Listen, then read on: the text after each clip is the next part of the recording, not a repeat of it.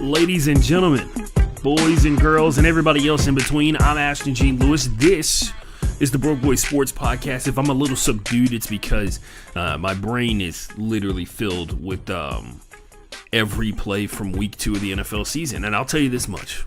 I think I know what the fuck's going on. We'll see here, though.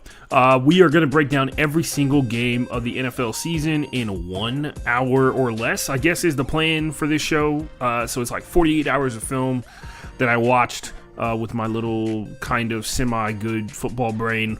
And everything that I saw and observed and how the games broke down, why they went the way that they went. And based off of the picks that we made, I think we do understand exactly what's going on. We'll see here in a second. So let's take it from the top. Take it from the top, everybody. Take it from the top. 48 hours of football in 1 hour or less. Start the clock. It's 11:36 right now. I think the intro was less than 1 minute, which is kind of impressive. 1 minute and 19 seconds and counting. So we're going to do it the normal categories where we break down. It's Snooze Fest. Oh my. The Heartbreaker category, a lot of games in the Heartbreaker category this week. And then the games that are This Is Why We're Here For. Shout out to everybody who watched the show last week and the week before that. Appreciate everybody who keeps coming back. And make sure, if you're watching on YouTube, like and subscribe. All the social media stuff is below right here, FB_playbook. Follow me on Instagram at Ashton, the Ashton Forever. All that jazz like that. Let's get it started. From the top, Week 2 of the NFL season, there were 8 one-possession games overall. This is pretty impressive. I will say this, some of the one-possession games are a little deceptive, and one of them in particular we're going to get into later on in the show. Setting the record, which is when I talk about how I did in my pick'em leagues this week. So I do against the spread and straight up. So straight up we went 13-3, and against the spread we went 11-5. We're currently in third place in the spread league because there's somebody in the 99th percentile in my league. So there's only 1% of people who are better than this one guy who's in my league who I'm going to be honest, he's from like another fantasy. He's from a fantasy football league that I'm in that has a bunch of people from Florida that play this one sport that I play. I don't know who he is. I just put the link in a bunch of pretty much every group chat that has a fantasy football league. I put it in that group chat and a bunch of people joined. I think we got like 12 people this season, so that's pretty good. Don't know who this dude is. If he's the guy who pretended that he didn't know anything about football when I posted it, it'd be kind of wild. But let's start from the top. Let's talk about the Snooze Fest games. These are the games that were hands down the most boring in comparison to all the other games this week. These are the games that were the most boring. I spent way too much time watching a bunch of these games, which is the sad part. So we're taking from the top the LA Chargers and the Las Vegas Raiders. This is one of the Monday Night Football games. I think this was at Allegiant Stadium, and it was a couple days after Terrence Crawford beat Canelo Alvarez in a game that, in a boxing match that was my girlfriend's first ever boxing card watching ever. And now she says, I think I like boxing. Some of those fights were pretty good. The final fight obviously was pretty fucking amazing. It was 2 great fighters duking it out pretty good. Great defensive performances, and then Bud Crawford kind of pulling away there once they got past like the 3rd round, which is kind of amazing because it felt like when you're watching great fighters, they look like Dragon Ball Z characters. That's literally what I determine it by. Like they're fighting like martial artists do in Dragon Ball Z. Moving on.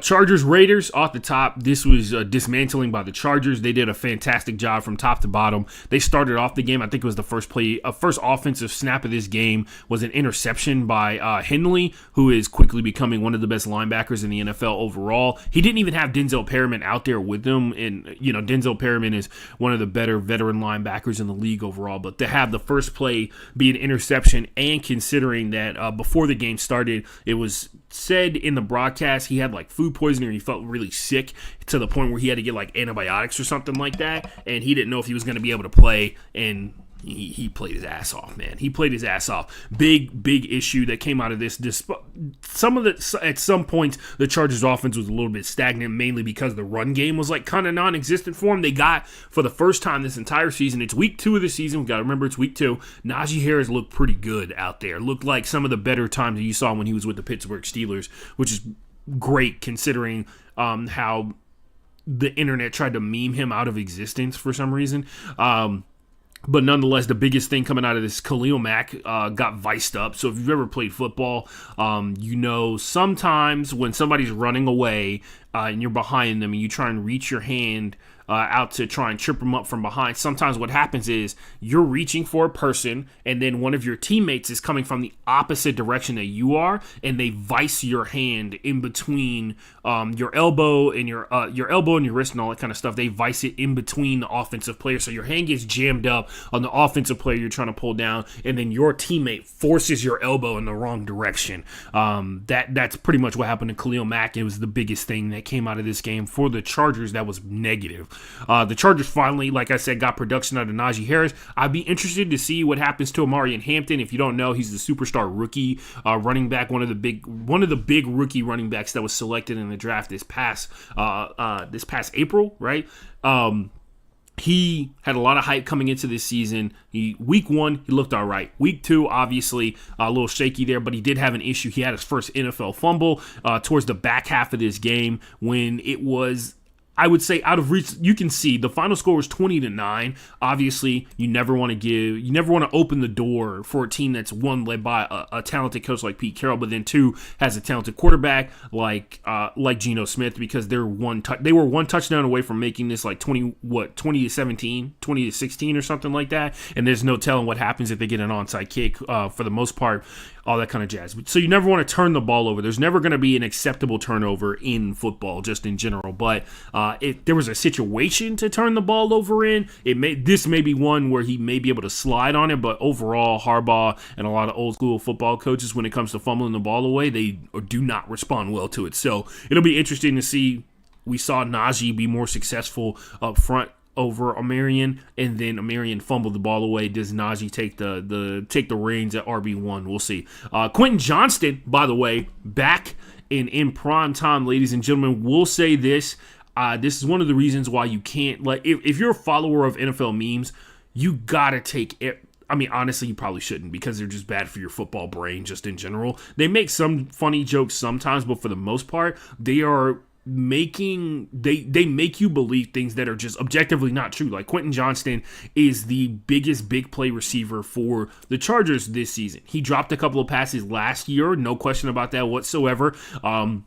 But so far this season, through 2 games, he has a 60-yard touchdown, a 23-yard touchdown, 33-yard catch, and a 14-yard catch. And that's off of, I want to say 16 catches over the course of 2 games. And 4 out of those 16 are massive explosive plays. 2 of them are touchdowns, right? That's not a guy who sucks at football, which is what accounts like NFL memes want to convince you that he does. The Chargers defense was the big star of the show out here. They held a Raiders offense that looked really good in week 1 to 9 points in the divisional matchup. Overall, the big thing you take away from this game is the Chargers are currently running away with the AFC West. They are in the position that they want to be in, especially considering the Chiefs keep losing.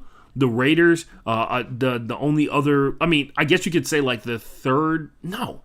In this situation, the Raiders would be like the weakest competition in the AFC West, and they're a pretty good team overall. So it's kind of spiraling towards this meeting point of who's gonna get who in the back half of the season when they play these second round of games between the Broncos and the Chiefs. But as of right now, the Chargers are exactly where they want to be, undefeated 2-0, and they looked really good in both of the games that they've played so far. The Raiders, on the other hand, they look good in week 1. They had moments where they look good in this one, but for the most part, they can't run blocks, so they're going to be put into these positions where Geno Smith has to carry the squad. Jacoby Myers didn't really get going until the back half of this game, and that's always going to be a problem for the Raiders. Moving on, other game, Buffalo Bills, Jets. I'll save you a lot of time, ladies and gentlemen. This score is deceptive. This score could have been 67 to 10. The Bills got the lead in this game, and they worked on killing the clock. Legitimately, they got up. I want to say it was like 21-7. I think they got to like 30 and the Jets were at 3, and they practiced killing the clock the vast majority of this game. They were like, we have James Cook. They paid him a lot of money this offseason, and he about to earn it.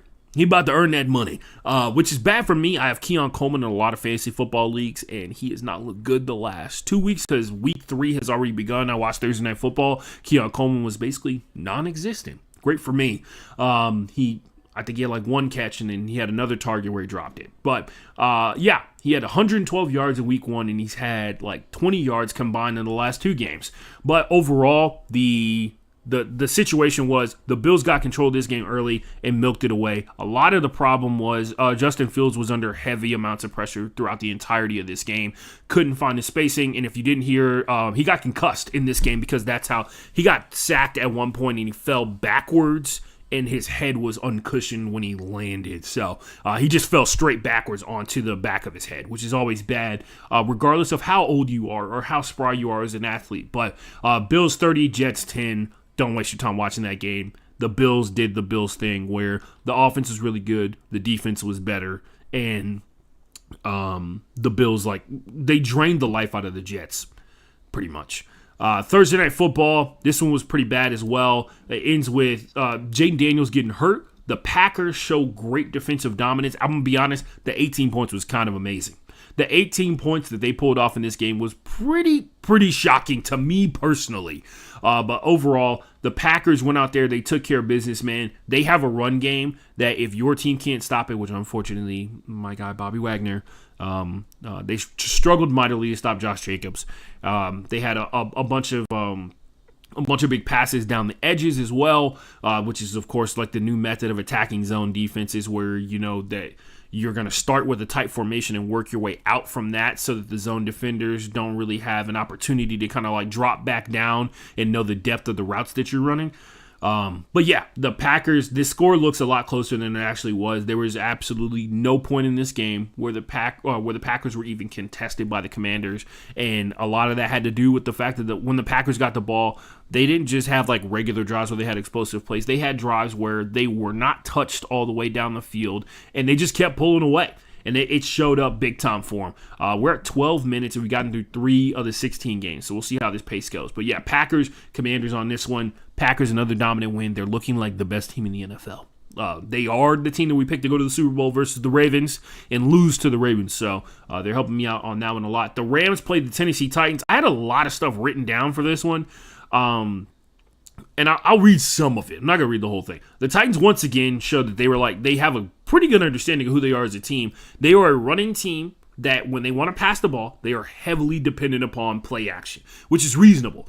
The Rams are a team that goes through the series of steps that have been mapped out for the past 2 years as to how they've been successful. They stay really balanced with the run and pass plays. The run doesn't work, and Kyren Williams goes to halftime with about 8 carries and 30 yards to say for his name and in the first half of this game. But the passing works a little bit, and they have receivers who are really good at destroying the zone. Last year was only Puka Nacua. This year it's Puka Nacua. It is Jordan Whittington, who is like, he exclusively catches down the left-hand sideline for some reason for the Rams, but now it's Puka Nacua combined with Devontae Adams, and it's a lot worse for a lot of defenses because both of those guys are extremely intelligent receivers who are massive and really good at high-pointing the ball in zone, which is important. They know where to stop and they know when to run. They're in sync with Matthew Stafford. Then step 3, halftime hits. Step 4, the Rams have beaten the shit out of your defense. And then Kyren Williams, they check on him, and he's still not tired. Somehow that happens. Step 5, the run game starts to work. So Kyren Williams starts running over people. He gets like 20 carries for like 120 yards and a touchdown. And you somehow magically lose by 7 points in this game. Step 6, the Rams pack it up, and they run off into the distance to do this exact same plan the following week. In this game, that is not what happened. This is the biggest margin of victory in a game that the Rams have had, I want to say, like in a year and a half or something like that. A lot of their games have been really close due to the way that they play games just in general, but also due to some other stuff, offensive line play. The penultimate possession of halftime in this game, the game is tied up at 10, and then I think we see a wide receiver kind of appear for the Titans. Alec Ayumanor, I'm gonna butcher his name until I get to hear it a bunch more times. He has this crazy one-handed snag down the sideline, like legitimately Odell Beckham Jr. type shit, but we don't live in that time period anymore. And he also plays for the Titans instead of the New York Giants. We're going to talk about the other guy from the Lions later on. But yeah, he crazy one-handed snag down the sideline, gets the Titans into the red zone, and then 2 plays later, he catches that crazy crossbody pass from Cam Ward. that becomes a touchdown. That was like Cam Ward's biggest highlight of this entire game.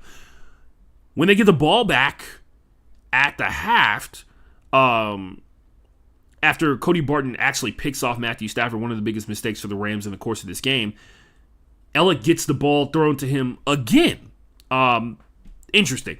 It kind of felt like Cam was going to him because he had faith that he was going to throw the ball to him. So maybe the emergence of a number one wide receiver. We'll see. The Rams' typical plan wasn't needed in this. They didn't need it in this one because the second half of this game, the Titans' defense basically fell apart outside of that Cody Barton interception, and they scored on all but one of their drives in the second half of this game. That's always bad, especially when you're going up against the Tennessee Titans, because the Tennessee Titans do not score a lot. I think they've scored on 20-something% of their drives they've had so far this season. The Titans had 5 possessions in the second half of this game, and they scored 6 points. You're right. And it was not a touchdown, by the way, in the second half. So that's going to lose you most of the games that you play.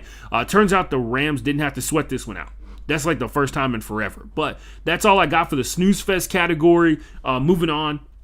We got the Heartbreakers. The Heartbreaker category. One of my favorite ones, I'll say, off the top. So we'll say, if you look at this, there's a bunch of one-possession games in here, and there's a bunch of blowouts. We'll talk about why each one is the way it is. So the Cardinals game, I got a bunch of stuff written down for this one. I'm not going to read it because I just rewatched this one today. The Panthers get out to probably one of the worst starts that a team could possibly get out to. Their first 2 possessions are turnovers in this one. They run 3 plays, and then Bryce Young. Oh no, it was the first offensive play of this game. Bryce Young strip sack. Xavier Collins, who's the middle linebacker for the Cardinals, scoops it up, and they score a touchdown on the first play. The defense scores a touchdown on the first play of this game. Yeah, it's like that.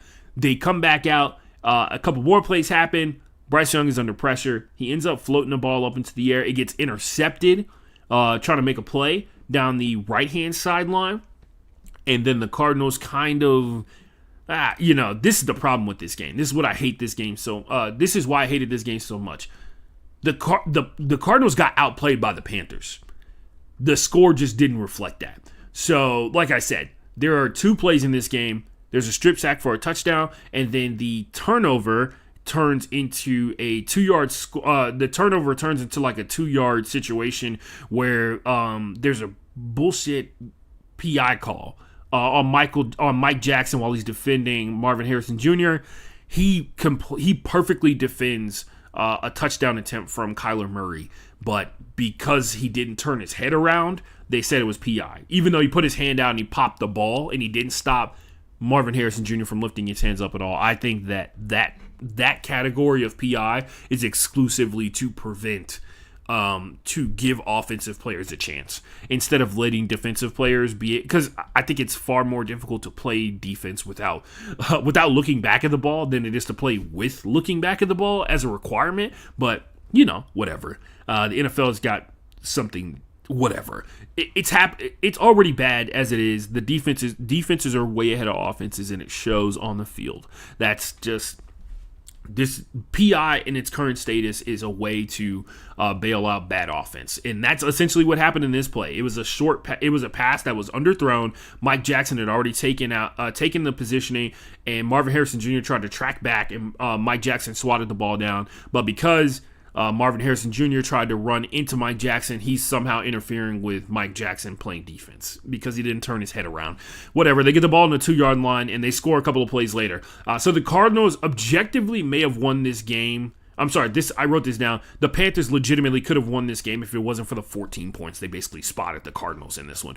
The 2 mistakes early on in this game washed away the 20-something plus good plays that Bryce had in this. He ended up throwing the ball 55 times in this game. You see the final score, 27-22. Bryce Young had more plays in this game where he looked good than he looked bad. It's just that the plays where he looked bad put points on the board for the other team. That's always going to be tough to accept, especially considering everybody's so ready to jump on like Bryce Young sucks, all this kind of stuff like that. They're ready to dismantle this guy, even though the last 8 games of the season that we saw last year, he kind of put it together. So it's kind of mysterious as to why he can't continue what he did at the end of last year into this year, but opponents matter. That's how football works. I did like the big thing I took away from this. I did like how Dave Canales, even though Bryce Young made all those mistakes, they have Chuba Hubbard, and they could have very easily just become a shell of themselves and started running Chuba into the ground, and the Cardinals could have ran them off the field because they would have been locked in on Chuba and all the run gaps that and just their run fits and all that kind of stuff like that. Dave Canales, I don't know if this is like a philosophy thing or something like that, but it kind of felt like he believes the best way for Bryce to feel more confidence is to make him continue to throw the ball. Like, to make him keep throwing the ball was the best thing that he could do after having those two plays that went horribly awry, because he knows that he's got some good plays in him as a quarterback, and he showed it. And I think despite how this game ended, there's no way that you can sit here and be like, the confidence of Bryce Young is shaken, because he had the bad start. He had the horrific start to begin with this one. And then he was a massive part for why the Panthers were in a game-winning drive situation, which, of course, the Cardinals, massive credit to them. Their defense showed up throughout the course of this entire game. They fought them tooth and nail the entirety of this game, and all the way down to the game-winning drive. By the way, Calais Campbell, shout out to him, 2 fourth-quarter sacks to basically derail any chance that the Panthers had of getting that game-winning touchdown, and including the last play of the game. He got the final sack of this game. But yeah, Kyler and the Cardinals offense stalled out a bunch of times throughout the course of this one. Felt like the Panthers did a really good job of not needing the linebackers to stop James Conner, which most teams have to, because James Conner's just that brutal up front when he makes contact with people. But the D-line, including Derek Brown, who's like one of the best D tackles in the league, they were crushing up front, killing not only the holes that James Conner was running through, but on top of that, they were making contact with James before he even got to the line of scrimmage and picking him up off the ground. In the second half of this game, the longest drive the Cardinals had was 9 plays. And they had 2 drives that were 9 plays, and one of those drives ended with an interception. Outside of the few amazing plays where Kyler was able to show off some of those legs and escape and everything like that, their offense is just non-existent, man. Like, they got a bunch of field goals, and they got a bunch of great field positioning because of the turnovers that their defense made for them. This game, the win on this game, including 2 of the touchdowns, should wholeheartedly be given credit to the Cardinals' defense. Everything else, this felt like the Panthers' game to win, and they just couldn't figure out how to do it, man. And I've never seen a one-possession game that was this heartbreaking, in the sense that that was this heartbreaking overall, because the Cardinals just couldn't figure it out. Somebody is in the comments. They said, "What about them Houston Roughnecks?" Wrong league, I will say, I guess. But I did waste a bunch of time talking about that game, so I'm gonna power through this one. The Eagles played the Chiefs. 20-17 was the final score. 20-17 was the final score in this one. This was really boring to watch. It was a Super Bowl rematch. I'll say this: the Chiefs couldn't run the ball. It showed itself. Both of the teams played great defense up front overall. In particular, Cooper DeJean had a bunch of like really important tackles that would have stopped some very wide open touchdowns for the Eagles when they were running some of their screen actions or whatever. Most of the time, Jalen Hurts dropped back. He couldn't get access to the deep passes down the field because of the pressure up front. George Karlaftis you want to talk about a draft pick that they have seen pan out really well for him. George Karlaftis and the pressure that he was generating on Jalen Hurts throughout the course of this game was paramount to preventing a bunch of Devontae Smith big plays, because he had a couple of them where he ended up like dropping the ball or got pretty close to catching it, but he just couldn't get to it because the ball got looped up into the air too high, and so the timing wasn't right. A.J. Brown had a couple of key catches here, but overall, man, the passing game for the Eagles was like non-existent. Their touchdown that they got in this game was because of a Saquon Barkley crazy breakout play. Everything else, both of these teams had to fight tooth and nail to get, man. These defenses were on point. And I say this, I still don't understand how the Chiefs scored 17 points. They couldn't find a way to really get like consistent first downs.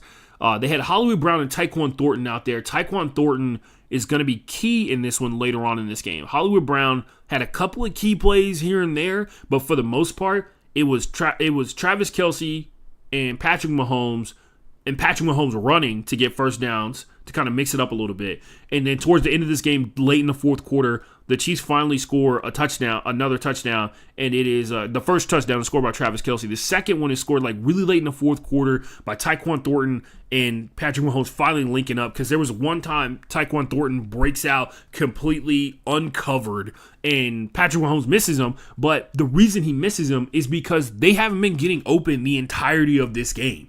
So it was hard to like kind of get that connection going or whatever, but he overthrows him a little bit, but Tyquan Thornton finally links up with him in the end zone with 3 minutes left to go in the fourth quarter. The Eagles get the ball back, and you know what the Eagles do. They run the fuck out that ball. And they run that ball into the goddamn ground. The big thing that came out, another big story that came out of this is the Eagles, the thing, and I can tell you this right now, they've already made a statement about it. They've already posted all the articles about how the league had their 2-minute report where they went back and they looked at they looked at what happened in the last 2 minutes of the game. They had the camera angles throughout the course of the game down the line of scrimmage, and they were showing how the Eagles offensive linemen were moving they were moving before the ball was snapped. There was one time where Jalen Hurts was wiggling 4 times before the ball got snapped, and there was no call from the refs. So that's legitimately, they're going to call that like a billion times. So probably the Eagles won't be able to run the tush push for like the next 3 weeks, and then everybody will forget about it.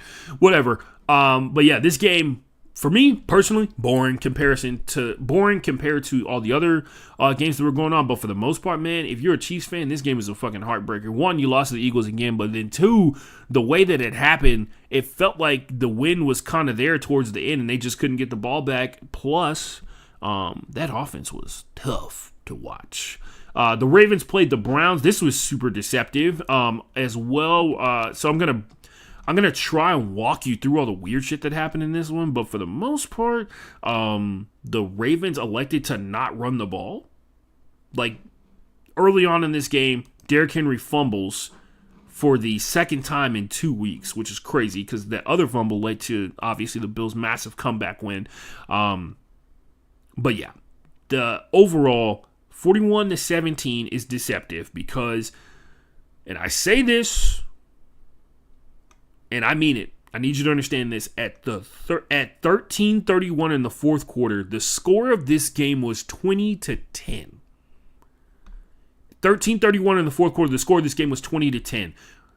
Leading up to that, vast majority of this game was Lamar Jackson dropping back, trying to find openings for his wide receivers. It felt like the Ravens were going out of their way to work on their passing game, very similar to how we saw earlier, how I talked about how the Bills earlier were working on their ability to kill the clock. This felt like the Ravens were not feeling like super contested by the Browns, and they could go back to playing the way that they normally do. They wanted Lamar to work on finding openings, and they wanted to work on a lot of these a lot of these crossers that they've been running, and also getting more receivers involved other than Zay Flowers. What a concept! But yeah, at halftime of this game, it was 10-3 in favor of the Ravens. I will say this: and this was kind of like a harbinger of what happened after halftime. 3 plays into the third quarter, D-Hop catches his first pass of the game for 43 yards. I do love how people tried to convince me that DeAndre Hopkins is no longer good at football, and all he's done is give a giant middle finger to them since he joined the Ravens. So he catches a 43-yard pass that was literally 2 inches away from being a touchdown. But unfortunately, when he caught the ball, his knee was on the ground and the DB was already tackling him, and it was literally inside the 1 yard line and about 6 inches away from being a touchdown. And the Ravens had to go back and punch that ball in. They finished that play off, get the touchdown, right? The Ravens pick off Flacco, who tried to make a crossbody throw. This is the following possession. Ravens tried to picked off Joe Flacco, who for some reason at the age of like 41 in his 18th year in the NFL tried to make a crossbody pass as he was running out of bounds, and it went right into Marlon Humphrey's hands, if I'm not mistaken. But yeah, don't worry. Later on, there's a little bit of redemption. They get the ball back. They're down, like I said, 20-10 or 20-3 at this point. So it's a pretty big margin, right? And the Browns are able to run the ball up the field. By the way, they're mixing in Quinshon Judkins, Dylan Sampson, and Jerome Ford all at the same time. The only guys who looked like they were actually getting any yardage was Jerome Ford, but he's number 3 on the rotation because he's like the old guy and the other 2 guys are rookies. Whatever. Cedric Tillman catches a touchdown that was initially an interception from Marlon Humphrey until it ricocheted off of his forearm into Cedric Tillman's hands in the end zone. Go look at it. It's crazy. It's actually kind of funny. Like I said, at the 13:31 mark of this game, the score was 20-10. This is what happens. Lamar throws a dime for a touchdown later on in this one. Roquan Smith scooping scores off of a Joe Flacco strip sack. And I think it was like 60 yards or something like that. D-Hop surpasses 13,000 career yards off of an insane diving touchdown catch. And this time it's inside the end zone, so he doesn't get robbed at the 6-inch line. And that makes the score 41-10. And kids, that's how you score 21 points in 13 minutes. Crazy work. Crazy work. Cannot emphasize it enough. Absolutely crazy work. Last game in this one, my secondary team, my favorite team in the NFL, one of my favorite teams in the NFL. I'm a Texans and Seahawks fan, in case anybody was wondering. My biggest thing to you, if you're a fan of the NFL, get yourself an NFC and an AFC team. I'm from Houston, so naturally I'm a Texans fan. And Bobby Wagner's my favorite football player, so I'm a big fan of the Seattle Seahawks. So, moving on, final score in this one, 31-17. And I'll say it like this, and I try to simplify it. So, I'm not going to lie. They had him in the first half. First half of this game does not look anything like the final score in this one. The first half of this game, Sam Darnold had 2 interceptions, and I think he got sacked twice as well. And the Steelers were playing pretty high-end defense. The score at halftime is 14-7, with the Steelers in the lead at half. The second touchdown that the Steelers scored was kind of a backbreaker. DK Metcalf mossed a Seattle Seahawks defensive back, and then in the second half, the Seahawks kind of turned on the gas a little bit. They started ramping up Rodgers, who really doesn't respond well to pressure now because he's not as mobile as he used to be. But I think they got 3 sacks in the second half of this game and a ton of pressure. So far this year, the pressure percentage for the Seattle Seahawks is 50%.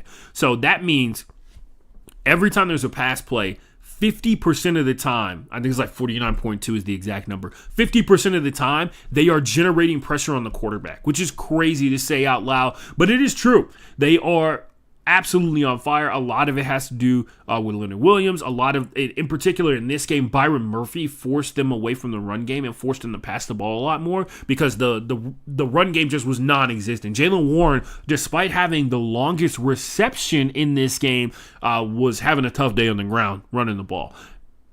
The Steelers' offensive line, for the 57th billionth year in a row, not looking great. Who would have thought? The pressure eventually gets to Rodgers. Not only does he start making a lot of bad passes, but he throws the first interception of this game. I will say this one is not. This is when interceptions should go on wide receivers too. He throws the ball to Pat Freiermuth, and there's another wide receiver who crosses over in front of him. I want to say it's Calvin Austin. He touches the ball, and it deflects up in the air, and Darion Kendrick, who used to play for the Rams last season, pulls off like a crazy diving interception as he's going out of bounds, and that basically wipes away the best drive that the Steelers had, not only in the second half, but the entirety of this game. And that kind of does it for them. They don't score again. They score, so it's 14-7 at halftime with the Steelers in the lead, and then it's 14-14 to start the fourth quarter. Don't forget the final score is 31-17. Seattle has the wildest 10-point swing with the new rules in effect. So they get a field goal drive. They get a field goal off of a drive basically torpedoed by TJ Watt. He got pressure twice and a sack for 8 yards or something like that on Sam Darnold. In the ensuing kickoff, so there's 3 points on the board. Jason Myers kicks a field goal. He missed a field goal in this game, by the way. But he kicks a field goal. The ensuing kickoff, Caleb Johnson, who is a rookie who fumbled last week, has the ball land in front of him inside of the landing zone, and he grazes it with his I guess that's your ring finger and your pinky finger, and it goes into the end zone, and it just lies dead on the ground in the end zone. the Seahawks special teams continues to run, and they scoop it up, and when you catch it in the end zone, the ball is live. So it's like Caleb Johnson was running, and somebody popped the ball out, and it rolled into the end zone, and it was a recovered fumble in the end zone for a touchdown. So 10 points off 2 kicks from the Seattle Seahawks, and it takes a game that was 14-14 and turns it into 24-14 in like less than a minute. Heartbreaking turn of events for the Steelers, and a game that, despite how bad they were playing in the second half, they were still in it to possibly win it when it was all said and done. So that's an interception, a special teams touchdown, and a field goal, all within the second half of this game. The following Seahawks drive was probably their best drive of the game, which actually made this significantly worse because they ended up scoring off of it. Mike Macdonald, who's the head coach of the Seattle Seahawks, he's got some weird thing going on where he's trying to split carries between Zach Charbonnet and Kenneth Walker. I'll tell you this much right now. Zach Charbonnet is the number 2 running back for a reason. And it shows in this one, so I'll just read it off, man. I hate being a hater because I do like Zach a lot. I just know that he's not the number 1 guy because I've seen how dynamic Kenneth Walker is when he has the ball in his hand. Zach had more carries, and I think he had like 15 carries for 10 yards. And Kenneth Walker had 10 carries for 95 yards, plus some receiving yards, which is crazy. But like I said before, Zach Charbonnet, as I got into the habit of saying last season, absolutely demolished. I think he got wrecked up front. Plus, he had a couple of blitz pickups that he kind of messed up on. But I think there was also there was a couple of protections that were not called correctly by Sam Darnold, where they put 6 in the box and they needed 7. They needed 7 for max protect, and that's what resulted in a couple of the sacks. But sometimes it's just too clear to ignore. Kenneth Walker is the number 1 running back for the Seattle Seahawks, and I hope Mike Macdonald stops this really weird experiment. It would be nice to have both of them be really successful, but we've seen over time Zach's really good for a couple of games, but eventually the way his style of play is better suited for open space versus small people as opposed to up the middle of the tackles a lot of the time. And Kenneth Walker has the versatility to go between the tackles and to the outside as well. He's also a really good receiver. The Seahawks defense was insane the entirety of this game. Like I said, they killed any form of consistent offense that the Steelers possibly could have mustered throughout the course of this one. In the second half, the DBs forced a lot of bad throws because of the zone and the zone man concepts that they run over the course of the game. Rodgers completed 18 of 33 pass attempts, and 7 of those 18 were to running backs. By the way, like I said before, the longest reception in this game was completed by Jaylen Warren. So that should tell you just how good a day. Aaron Rodgers was having. Not because of his own failings, but just because the Seahawks defense was that good. And that's also, kids, how you win 31-17. Having a bad day at the quarterback position. Moving on to the oh my category. Oh my is usually games that have some kind of weird undertone to them that it's either a heartbreaker to the extreme in the sense that this is the kind of game that destroys people, or it's the kind of game where you see something interesting. It may not necessarily be the result that you would expect, like we talked about where the Panthers earlier had a result that is deceptive. 1, that was not a one-possession game, despite what the score showed. And 2, when you do watch the game, it's really easy to harp on the 2 big mistakes that Bryce made as opposed to talking about the other really good plays that he made along the way. But yeah, oh my, in this one, we had Monday Night Football. It is the Falcons taking on the Vikings. The important part of this one was not the Vikings. It was the Falcons once again looking like a real bona fide playoff team. Their game when they play against the Tampa Bay Buccaneers the second time around is going to decide the NFC South, despite the fact that the Saints are looking like they might be about it. We'll talk about that later. The Falcons in this one, 22-6, A lot of the offense was heavily dependent upon Bijan Robinson at the receiver position. Tyler Algier kind of went out there and did a good job at the running back spot, but facts are the Minnesota Vikings have one of the better defenses in the NFL overall. They are, I will say, as of now, seems like they are below the Falcons defense in the grand scheme of things. But the Falcons overall, amazing performance. This is kind of like an overall team effort that they put in here that I thought was pretty impressive. Michael Penix Jr. distributed the ball, made sure he didn't really turn the ball over a bunch, which was really helpful to helping out a defense that was locked down, right? Like they were in J.J. McCarthy's ass the entire game. They probably took his wallet. We'll say this, one of the rare occasions where the baby bump does not hurt. If you didn't hear, J.J. McCarthy had his son, his fiance gave birth to J.J. McCarthy's son, I want to say like Wednesday before this game, and he didn't get any superpowers from it. So still waiting on the dad strength to kick in. He's going to have to wait a little bit longer. So it's going to be tough for his fiance at the house because J.J. McCarthy is hurt, like to the point where Carson Wentz is allegedly starting on Sunday. We'll see. The other tough part is, she just had a brand new baby. So everybody at the house down bad. That baby's going to have to step up big time. That baby is going to have to step up and take care of his parents like almost immediately. And JJ's hurt. His fiance just had a baby. I'm sure she's got stitches that she's waiting to heal up and a lot of lactating to deal with as well. Anyway, Falcons overall, this was a pretty dominating performance up front. A lot of it was centered around the pass rush pressure that the Falcons did. And it's only week 2, but it looks like the Falcons, for the first time in forever, yes, that was a Frozen reference, for the first time in forever, have a pass rush. And that's a problem because they already have really talented defensive backs, in particular at the safety spot. And it's bad news. It's really bad news if the Falcons got a pass rush plus how good their defense was last season. So great win for the Falcons overall. 1-1 on the season because of that crazy loss to the Tampa Bay Buccaneers. But that's how the cookie crumbles. Moving on, the other oh my category in this one, I'll save you a bunch of time on this one. If you didn't watch this game, congratulations, man. Ben Johnson goes to Detroit to play in a pretty important divisional game, I guess, for a team that would possibly be a playoff contender, which the Bears are not. This game does start off a little deceptive, back-to-back opening drive touchdowns from the Bears and the Lions on this one. This game turned into the Bears looking rough pretty early in this one.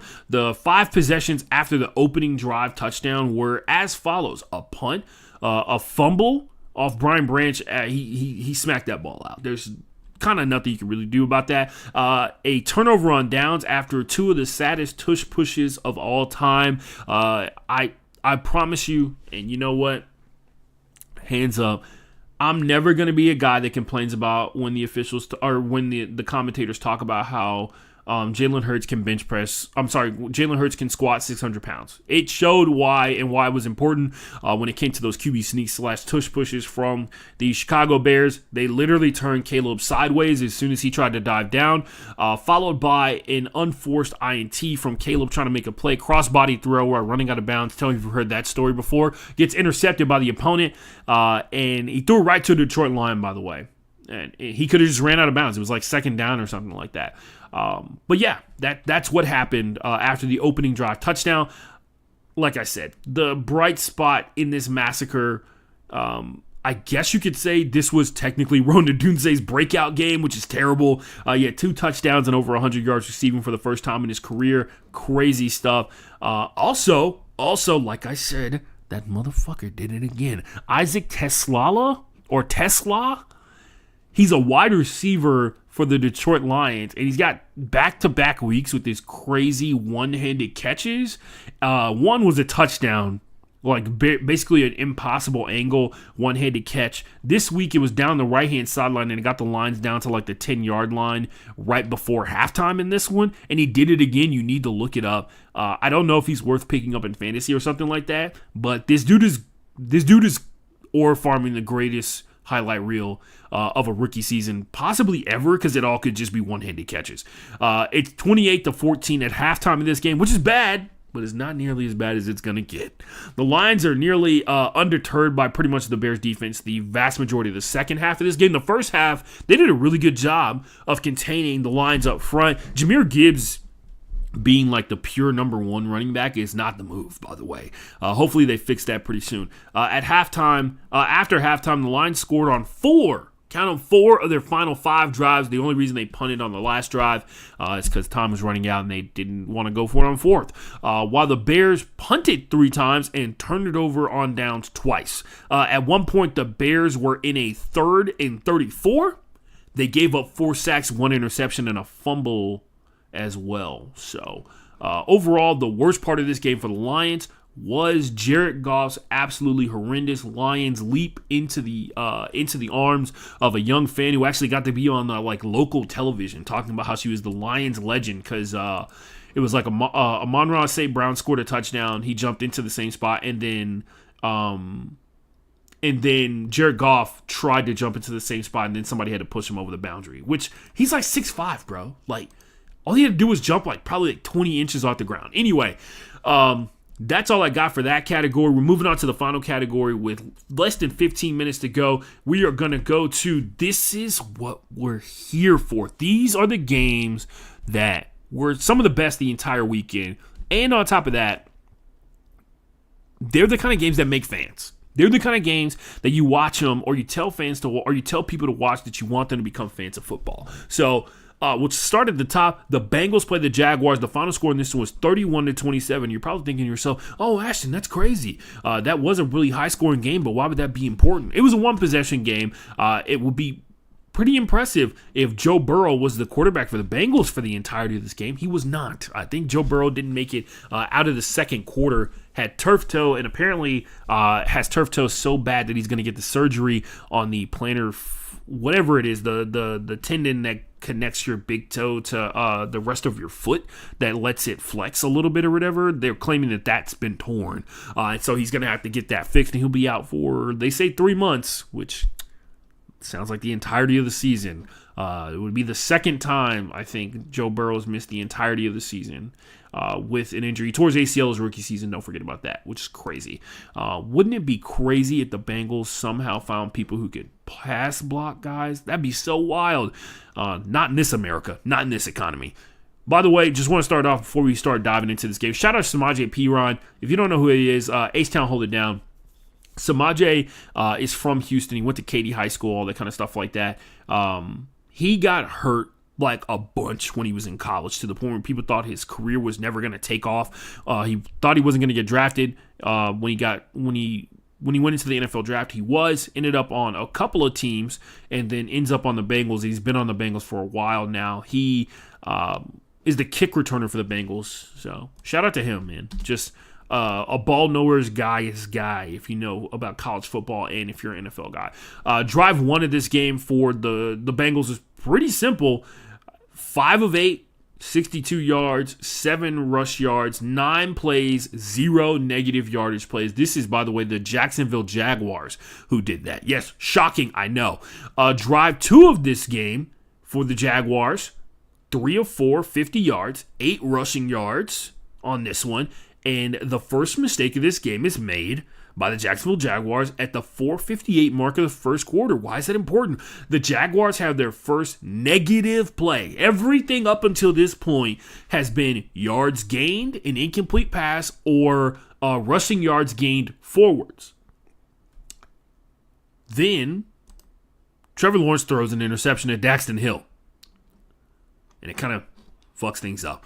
The following possession, the tuck rule is kind of back, but not at the same time. Joe Burrow gets bailed out by the tuck rule that doesn't exist but does exist. Go look it up. You tell me what you think. I did like Liam Cohen's, who's the new head coach of the Jacksonville Jaguars, approach to this game. He seemingly values making every single one of the players that they have on offense a threat to the defense, which makes it easier for your bigger threats to get open, because by the time the first quarter is over, Tootin, who is the third string running back, well, now second string because they traded Tanks Bigsby away, Diami Brown, who got a couple of run plays and caught a touchdown at one point during this game, Travis Hunter, Parker Washington, Brian Thomas, and Brandon Strange, who's the starting tight end, plus Travis Etienne, had all touched the ball as receivers or rushers by the time the first quarter was over. That is good-looking offense. That's good offense. After the first pick in this game, the Jags seemed to pretty much unravel as it all kind of came apart.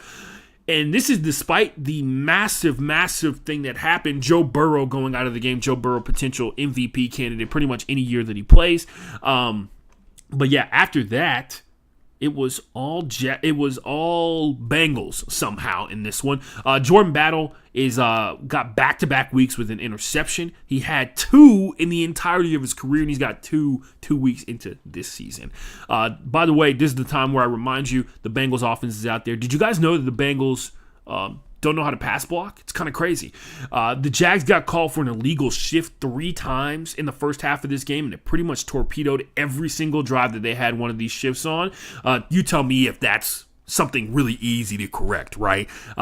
That's multiple people moving at one time, or people moving illegally when the ball is snapped, perhaps. But Trevor almost throws his 3rd pick in the first. He almost throws his 3rd interception in the first half of this game. Unfortunately, was dropped by Geno Stone in that one. So that gives you kind of an idea of where the Jaguars were, where they were almost throwing their 3rd interception in the waning seconds of the second quarter of this game. Trevor throws the ball 5 yards past the line of scrimmage, and then out of that, by the way, those are back-to-back plays. Those are really funny back-to-back plays. He almost throws an interception to Geno Stone, and then the following play, he curls outside to try and look for a receiver further down the field, and he runs 5 yards past the line of scrimmage and then throws the ball, which if you're new to football, that's illegal. You have to be behind the line of scrimmage to pass the ball forward, so running 5 yards past the line of scrimmage is kind of hilarious.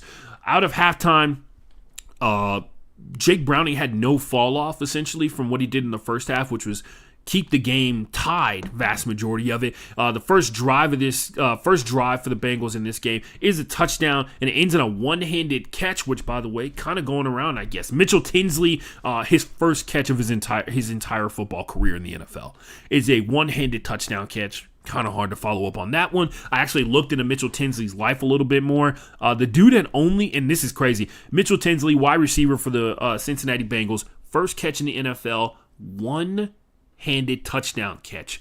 Dude had played 1 year of high school football his senior year. He goes to junior college at Hutchinson Junior College. He plays 1 year at Western Kentucky. Then he transfers to Penn State, where he's supposed to be the replacement for Jahan Dotson. You know Jahan Dotson, the guy who was like the number 1 receiver for the Eagles in week 1 of the season.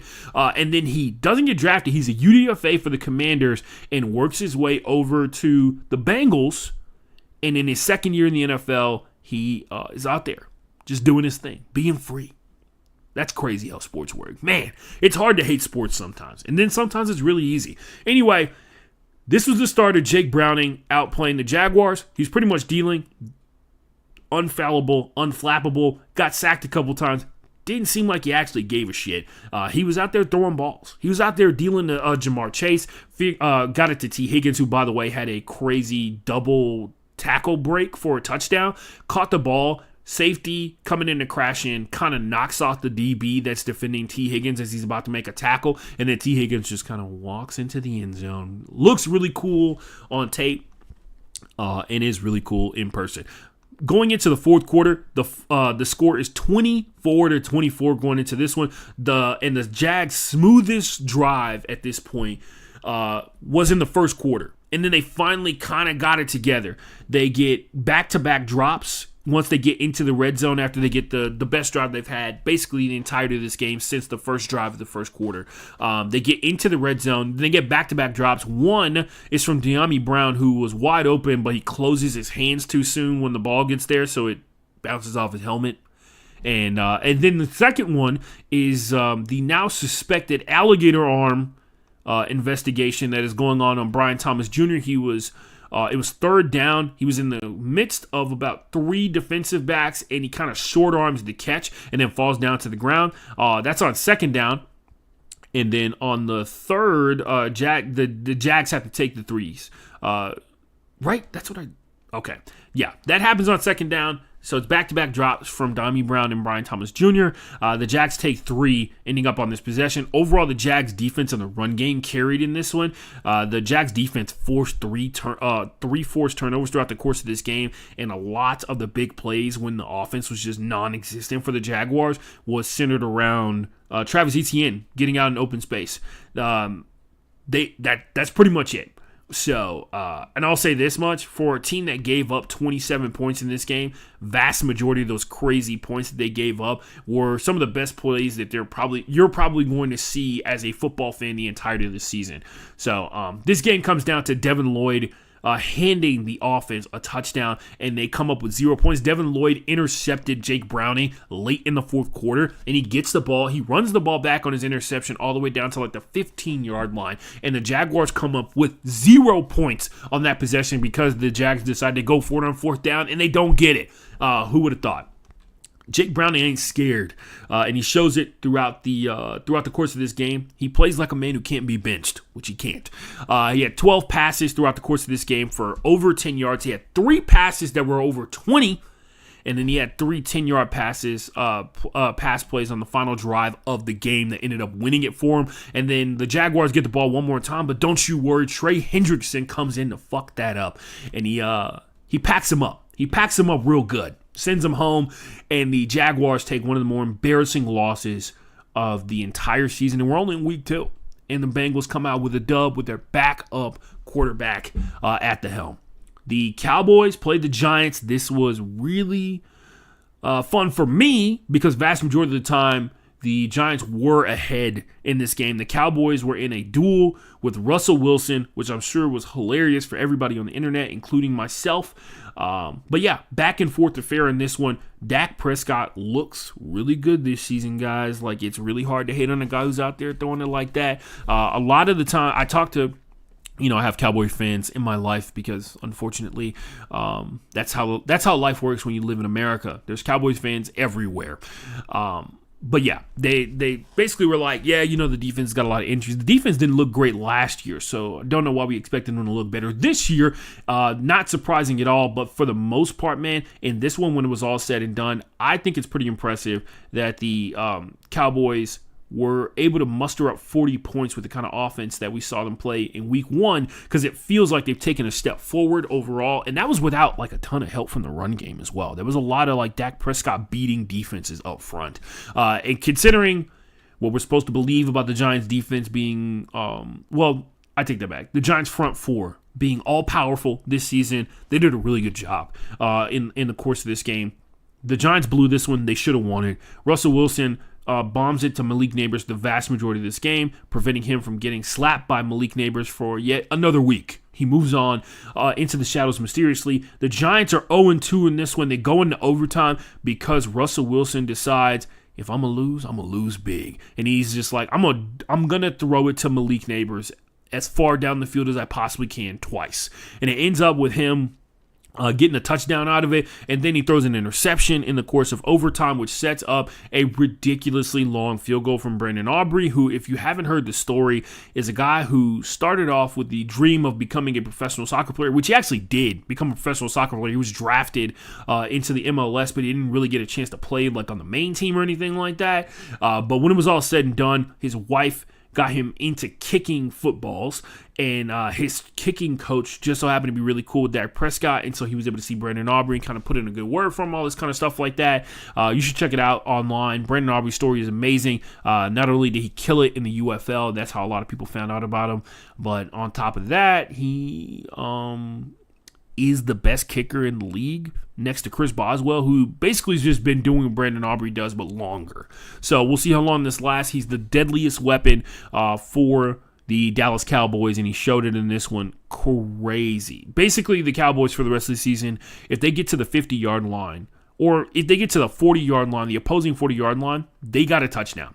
we're going into the last game on this one, and there's been 58 minutes that have elapsed in this game. Maybe I should have made the intro a little bit shorter. Last game for This Is What We're Here For, why this game was so exciting. By the way, basically the exact same thing that happened in this game for the Dolphins happened to them tonight on Thursday Night Football. Tough look.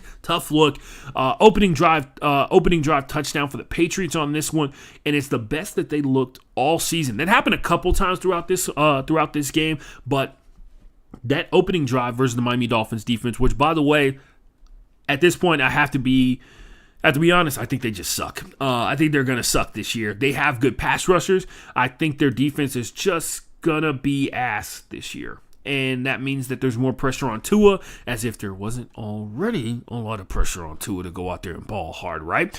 But yeah, Patriots get an opening drive touchdown on this one. Is the Dolphins... I wrote it in my notes. The Dolphins defense is 100% competing to be the worst defense in the NFL. And it may be because they're playing high-powered offenses vast majority of the season, but it also seems like it's more them than anything. Shout out Rasul Douglas in this one, by the way. He plays a big role for the Dolphins overall. He is the Cardinals practice squad player who eventually signed a massive deal with the Packers. But yeah, pretty cool. Dolphins fans boo after the opening drive for the Dolphins because it was a 3-and-out. What a shocker. The Patriots get up 12-0 off of a dime from Drake May. This dude was on fire vast majority of this game, and it actually kind of helps you put in perspective that their wide receiver core may not be terrible.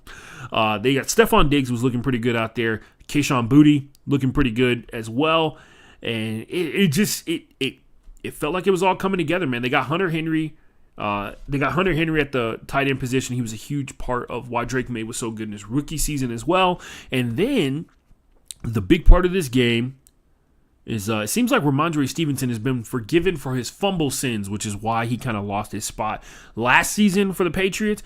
This year, he didn't get too many carries in the first game. In the second game, it was all him. He had almost 100 yards receiving. He went from 7 rush attempts to 11 throughout this game because they have a rookie running back, which, by the way, seems like it's the theme of the season, trying to figure out how to get spots for these rookie running backs to finally get some like legit production. But Ramondre Stevenson is a hard guy to get off the spot. He's a hard guy to get out of the paint, and Henderson's going to have to work hard because Stevenson just had probably one of his better games as a running back for the Patriots, and that's saying a lot. He had some really good ones. But yeah, almost 100 yards receiving throughout the course of this game. Massive catch that I think he had the longest reception in this game for both teams as well. Tell me if you've heard that story before. I feel like that's like a running theme in this one. Whatever. Because it happened with Jaylen Warren in the Seahawks game. He had the longest reception. Whatever. Just before halftime, it finally happened. Tua got and kicked into rhythm, and I don't know if it's the pressure of like the 2-minute drill or whatever kind of thing going on, but he was in rhythm and he was dealing to the Patriots defense with under like 2 minutes to go, and he gets this crazy touchdown run from Devon Achane off of it, and this is with under 2 minutes to go, but he's actually doing the style of 2-minute drill where he's not concerned about making sure that the ball gets out of bounds because they have some time, they have some timeouts. And so he's able to go out there and deal over the middle of the field, which, they always talk about like short quarterbacks don't throw over the middle of the field. On that drive, Tua did, and it resulted in a touchdown. Who would have thought? Devon Achane, who's from Houston, H-Town, hold it down, gets this crazy touchdown run and sets up a 15-14 halftime score for this matchup, which is massive overall when it's all said and done because the Dolphins have been just terrible. Remember, they had not scored a touchdown. They did not score a touchdown in that game versus the Colts. They scored their first touchdown in this game, which is crazy to think about, considering how talented their wide receiver group is. The Dolphins come out and they do the thing. They did the thing that people were asking for. A 47-yard catch by Tyreek Hill. If you didn't hear about it, there was a wide receiver. I'm sorry, there was a reporter, Omar Kelly, who works for the Miami Herald, asked Tyreek Hill why he hadn't had a 30-yard reception in basically like a year and a half. And Tyreek Hill got pretty upset about that. I guess that's understandable to a certain degree because it's like a setup to be like, well, I am open down the field, but I'm just not getting the ball for whatever reason. Who knows why? Is a setup question? Kind of. But shout out to Omar Kelly. He bullied an entire NFL team into bombing the ball down the field. That's what we need from real journalistic reporting. Real journalistic reporting. Force teams to throw the ball deeper down the field. Shout out Omar Kelly. But yeah, 47-yard catch for Tyreek Hill to set up what eventually becomes a touchdown. And the second half of this game felt like it really belonged to the Dolphins. But it turns out, and when I looked back on it after the whole game was over, the middle portion of the game, because it was the second quarter going into the third and a little bit of the fourth, where the Dolphins looked like they could not be stopped, and you can tell from like the high scoring affair. This game was a lot of fun overall, defensively and offensively. The D-line starts to stuff the Patriots O-line, killing the run game with Ramondre Stevenson and Henderson as well. They get some third down. There's a third down sack that kills the Patriots drive. Harold Landry comes up with another sack in this game, by the way. He's got like 4.5 sacks 2 games into the season, and I think his career high is like 12. So, hate to be on pace guy, but 4.5 in 2 games is a pretty good pace to set. And then it gets even crazier because not only do you get Hakeem Grant, who, by the way, if you know, you know. Hakeem Grant, one of the Texas Tech wide receivers that one of the last subjects covered on one of the best shows the NFL Network ever did called Undrafted, where they followed guys who were like kind of like off the radar when it comes to the NFL. And one of the guys they covered was Hakeem Grant, and he actually panned out to have like a really long NFL career. He's still playing, and I think he's like in year 12 or something like that. But yeah, 72-yard punt return touchdown from Hakeem Grant, one of the fastest dudes in the NFL. And the Dolphins take the lead 2 plays later, right? And then you guessed it, on the return, the kickoff, after the punt return, the Patriots run that back. The Patriots get a 90-yard kickoff. I'm assuming everybody was just exhausted from running the entirety of the football field on the punt return, that it sucked all the energy out of them for the kickoff defense, and the Patriots got the lead back immediately in this game. And the Dolphins' effort gets kind of erased off of one bad special teams play. But I really would love to know statistically how many times it has happened where an opponent runs a 72 or has a punt return touchdown that is then followed by the opponent running the kickoff back. Like I said, this is the kind of game that makes fans. And I'm dead serious about that too. The Dolphins on the following drive pretty much fall apart. They get 2 penalties, a sack, and then an interception is thrown. Tell me we've heard that story before. Due to the pressure from Harold Landry, who 3.5 sacks. Like I said before, he already has a bunch of sacks early on in this game. Speaking of a lot of sacks, you got to give love when the big dogs go out there and do the thing. Milton Williams gets to Tua on 4th and 12, and it locks up the Pats win. That's a defensive tackle, Milton Williams. Shout out to him getting the game-winning sack. It's got to be like the most amazing feeling as a defensive lineman, especially if you've been out there for the entirety of the game, busting your ass, trying to defend the run, fighting for run fits, 2-gapping, all that kind of stuff like that, and then you get the opportunity to go out there and ice the game that is in flux, right? And the Dolphins defense struggled mightily. They got destroyed in the first half of this game, and they didn't have their number 1 corner in Storm Duck as well. I will say this, Minkah Fitzpatrick is on this defense, and I cannot tell, which is kind of sad. The offense couldn't find any consistency overall, and this is the Dolphins' offense overall, and due to the part that the run game was like essentially non-existent. They ran the ball 15 times, which is abysmal considering how many times they passed the ball, and they only got 53 yards out of it. I get it, man. Devon Achane's a great wide receiver, but you can't really expect Tua to go out there and just deal it the entire game when the defense knows that there's only pass plays going. The Pats looked so balanced overall, and I think their biggest issue were the final 2 drives of the game where the Pats had a lot of issues in terms of the pass protection and the run blocks up front. They also could have put this game out of reach if their rookie kicker would have made 2 of their PATs, right? That was a big issue, but you can fix that with one simple thing, a pair of scissors. I'm kidding. By the way, the kicker, a lot of people have been talking about it. I'll just say it here. Dude has college football 25 drip. He's a kicker with a towel who has an arm sleeve And then his name, and this is no fault to his own, his name is so long they have to put it in that extra small font on the back of the jersey. So yeah, and he also has like narrow shoulders, so he has to have like the small nameplate with his name written in smaller letters than everybody else, so it kind of draws your eye to him. He also wears the number 39. Makes it seem like he's a running back in the triple option in the year 1952, right? So, but yeah, the TDs they gave up felt like tackling issues for sure, but it's not like they came out there and it looked woefully inept. They played better defense in week 1. It's the Patriots, by the way. They played better defense in week 1, but week 2, you go out there and you get the win, and the Patriots get a key win because that's a divisional opponent. So for whatever you have to say, they're still in the mix. And putting up 33 points has got to feel really good. Even if one of them is a special teams touchdown, the other points that were put on the board were from the offense going out there and doing their thing. That's the most important part. The San Francisco 49ers played against the New Orleans Saints 26-21. And I'll ask it. Fuck it, I'll ask it. Is Spencer Rattler like really good? Like really good. He looked better than he did in week 1. And week 1 came down to a potential game-winning drive for the Saints. The Saints offense has this stability that I wasn't expecting from Rashid Shaheed at the wide receiver position, Juwan Johnson as well. And then Chris Olave is playing a smaller role so far. He's had a couple of big catches, but for the most part, he's not like the number one guy like we saw like last year, right? The Saints defense has been pretty spotty in terms of their pressure, but their coverage on the back end of their spotty pressure has been really good. Alontae Taylor had like a key had a key role in this game overall versus the 49ers. Also, since we're talking about defense, I'll talk about it. The safety position for the 49ers, it's like they just don't miss, man. They got this guy, Upton Stout, who was all over the place for them the entirety of this game. He was generating pressure on the quarterback, and he was playing deep coverage down the field.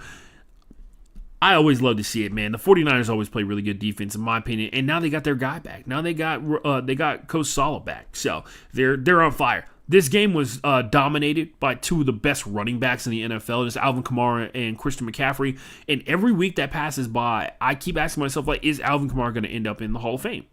Because it's like you got to get to the point where you're asking that question, in my opinion. We'll see. I should actually look into the numbers, but they took a lot of swing routes, they took a lot of out routes, they took a bunch of check downs, and they turned them into first downs for a lot of these younger quarterbacks. Remember, in this game, Mac Jones is the starting quarterback because Brock Purdy has turf toe as well.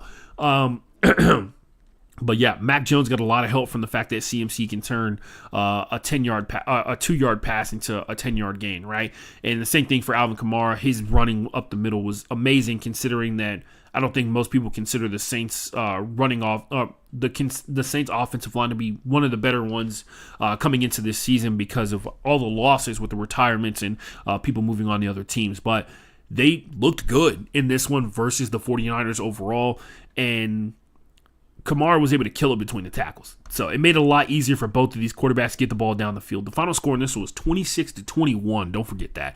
It's important to remember. The 49ers found themselves in a close game again, and then Nick Bosa made another big play in that close game. Remember last week versus the Seattle Seahawks in week 1, Nick Bosa got the strip sack that ended up winning the game for the 49ers in a one-possession game with the Seahawks in field goal range looking for the game-winning touchdown, right? And he came up with the only possible play, forcing a turnover to come up with it, and he got it. And on the final drive of this game, he gets a sack on Spencer Rattler, and then 2 plays later, another sack comes through, and they poke the ball out from Spencer Rattler, and they turn and the 49ers recover it, and the game is over. And it makes you feel like vast majority of this time, while I was watching a lot of the plays that were going on, watching how the defenses operate, how nasty the Saints defense was overall, are these two teams mirror images of each other? And let me explain what I mean.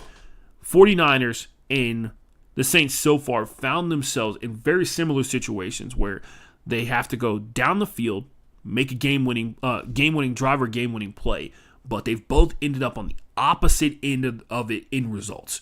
Like, the Saints 49ers feel like they're mirror images of each other with opposite results.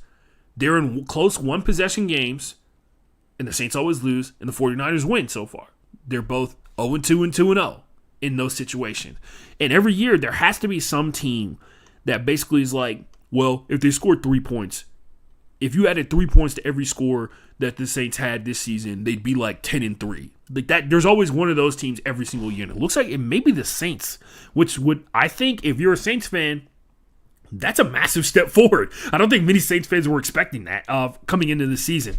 But yeah, really close game for the Saints. 49ers get the win, which is what everybody expected to happen, but I don't think expecting in this manner. Really good game to watch. I had a ton of fun watching it. You probably will too. Speaking of games that were fun to watch, the Indianapolis Colts beat the Denver Broncos 29-27, 29-28, my bad. This game was two of the biggest question marks coming into the season facing off against each other. The Colts had a lot of mystery around them, mainly because of the Anthony Richardson, Daniel Jones situation. The Denver Broncos had a lot of mystery around them because a lot of people felt like they were not only on the right track, but ready to make a massive leap this season and then turn into something else. The Broncos were one of the more hyped teams, like I said before. Those people were calling for the Broncos to end up being a Super Bowl team. We'll see how that all shakes out. They're currently 1-1 on the season. That doesn't mean much. Week 2 of the season, 2 weeks out of 18. Troy Franklin in this game has his best game as an NFL wide receiver, which is absurd to have such a nice game early on in your career. This is his second year in the NFL. He was a rookie last season, and now that was when they were really struggling to try and find any form of offense. But 89 yards and a touchdown, adding another aspect, another angle, another dimension to the offense that is the Denver Broncos. Cortland Sutton was basically non-existent in this game, which is tough. I'd love to see like what the film looks like because the Colts have if you had to make a question about who had the better defense, the Broncos or the Colts, it'd be up in the air overall. But for the most part, finding another wide receiver when your number one guy gets taken away is the key aspect that separates a lot of really good teams from bad teams in the NFL.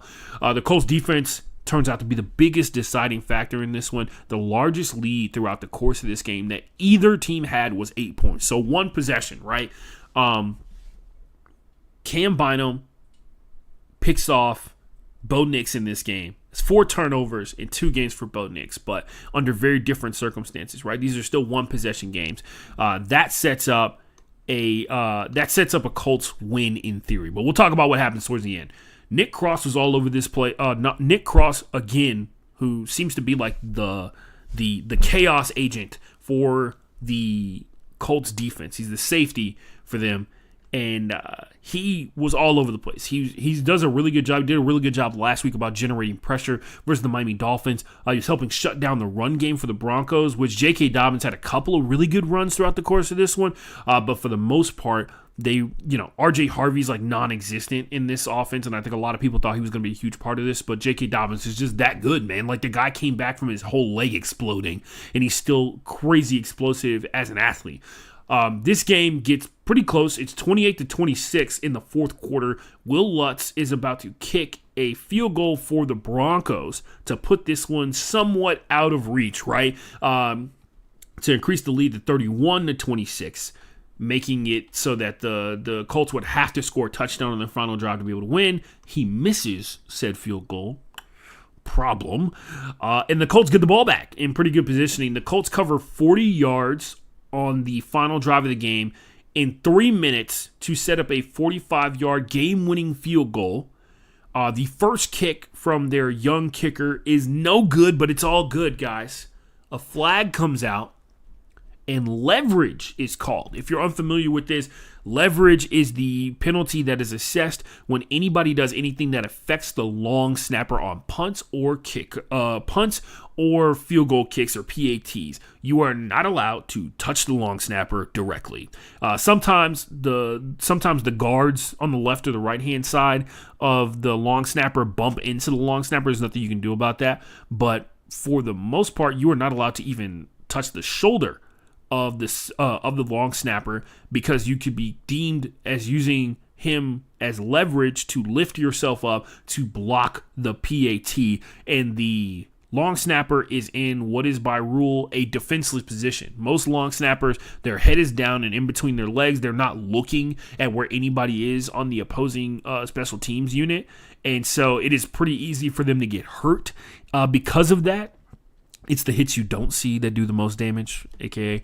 And so there was an instance where somebody kind of leverages off of the long snapper, and they called it. This is a play that you'll see called back in the day. Bobby Wagner used to do this all the time, and then they got in the habit of being like, if you even clip the back of the long snapper's jersey, it is leverage. And one time he blocked it, and they lied about him touching the center. They had like the cameras on it, like zoomed in to be like, did he even graze his jersey? But they were, the officials called it, and they give you like a 5 yard. They give you like 5 yards on it because it is they give you 5 yards because that's what the leverage penalty is. Anyway, he gets another attempt at the kick with no time on the clock, and the Colts are able to escape with a 29 to 28 win.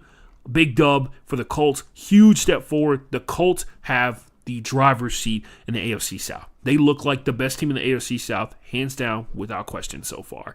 That I'm not going to ever sit here and deny. So the Denver Broncos look like a really good football team. There's a lot of times throughout this where Bo Nix looked really calm and really poised in the pocket. It was just about stringing together a lot of good plays, and that happened vast majority of it. It just didn't happen when they needed it most late in the game, which is typically a sign that you're playing against a really good defense. This is two really good teams that are probably going to face each other again at some point, maybe if the playoffs break the right way. I'm sure they're both happy that they don't have to see each other until then, if it does even come up.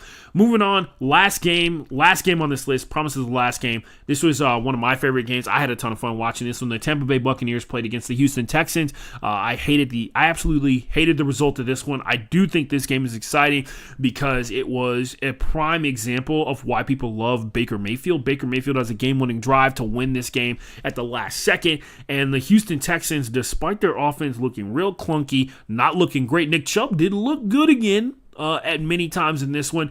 The Texans defense had to carry them in this one, and it begs you as a fan to believe that, one, the Texans have played two really good teams to start off the season.